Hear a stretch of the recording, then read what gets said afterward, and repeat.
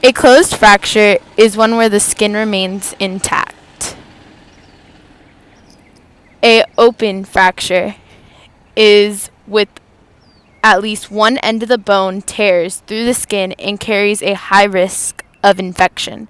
A transverse occurs straight across the long axis of the bone. And a spiral, bone segments are pulled apart as a result of a twisting motion. Fracture is several breaks resulting in many small pieces between two large segments. An impacted fracture is one fragment driven into the other, usually as a result of compression. A green stick fracture is only a partial fracture in which only one side of the bone is broken.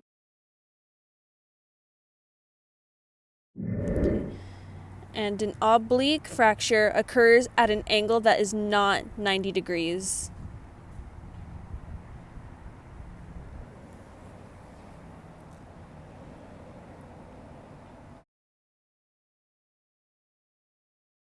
When a bone breaks, blood flows from any vessel torn by the fracture. These vessels could be in the periosteum, osteons, and or a medullary cavity. The blood begins to clot, and about 6 to 8 hours after the fracture, the clotting blood is formed of fracture hematoma.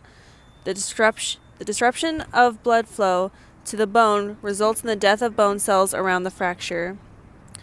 Within about 48 hours of the fracture, chondrocytes from the endosteum have created an internal callus by secreting a fibrocartilaginous matrix between the two ends of the broken bone, while the periosteal chondrocytes and osteoblasts create an external callus of hyaline cartilage and bone, respectively, around the outside of the break. This stabilizes the fracture.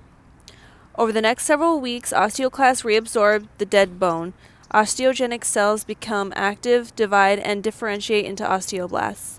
The cartilage in the calli is replaced by trabecular bone via endochondral ossification.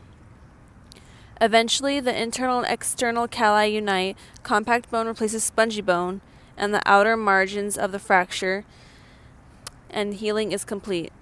A slight swelling may remain on the outer surface of the bone, but quite often that region undergoes remodeling, and no external evidence of the fracture remains.